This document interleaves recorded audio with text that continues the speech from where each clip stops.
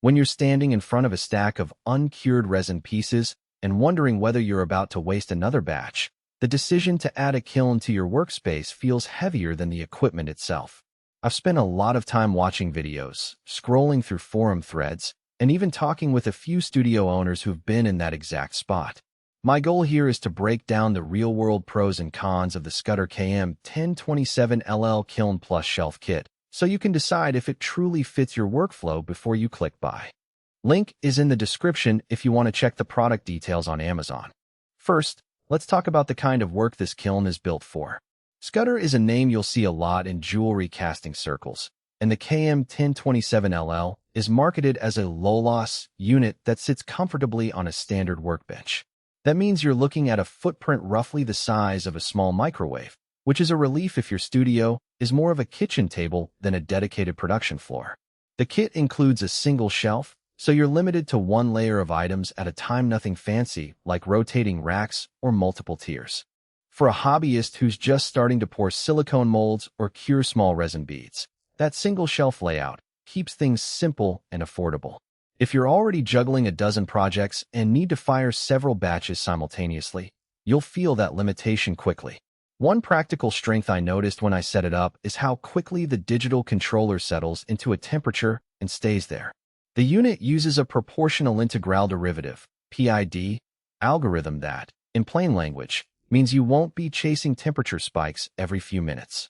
In my first test, I set it to 120°C for a standard epoxy resin cure. The chamber hit the target within 5 minutes and held steady for the entire 2-hour cycle. That stability translates directly into fewer ruined casts because the resin doesn't overcure or undercure due to temperature wobble. For anyone who's ever watched a batch turn tacky or brittle because the kiln overshot, that consistency is a real time saver. On the flip side, the low-loss claim comes with a hidden trade-off. The insulation is sufficient for hobby-scale runs, but not for prolonged high-temperature cycles. After a 6-hour bake at 150°C, the exterior of the unit was warm enough that I had to be careful not to touch it with bare hands. That's not a safety hazard per se. The built-in safety lock prevents accidental opening, but it does mean you'll want a heat-resistant mat or a dedicated space on your bench where you won't knock other tools over. If you're planning to use the kiln for glass fusing or any process that pushes past 200°C, you'll quickly discover that the thermal envelope isn't meant for those extremes. Power consumption is another point that often gets glossed over in product pages.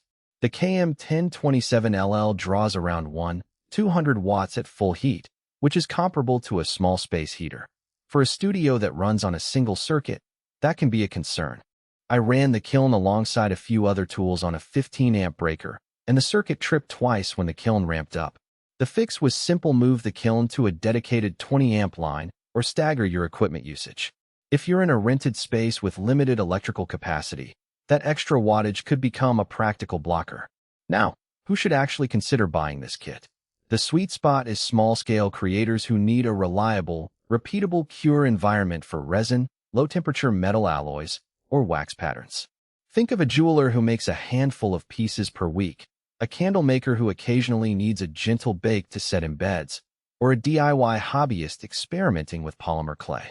The price point mid-range for a single-shelf kiln means you're not throwing away a fortune on a unit that will sit idle most days. If you're already comfortable with hand-curing resins in a toaster oven and you've been frustrated by uneven results, this kiln offers that extra level of control without demanding a huge investment in space or training.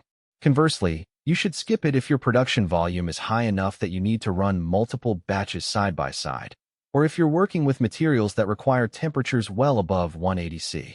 The single shelf limits throughput, and the enclosure isn't rated for the kind of thermal cycling that glass fusing or certain metal casting processes demand.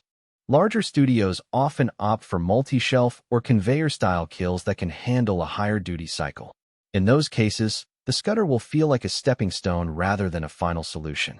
A practical weakness that shows up after the first few uses is the door seal. The gasket is silicone, which does a good job the first few months, but after repeated heating cycles it can start to flatten slightly, causing a tiny drop in temperature retention. It's not a deal breaker, just something you'll notice if you're trying to hit a very tight tolerance window.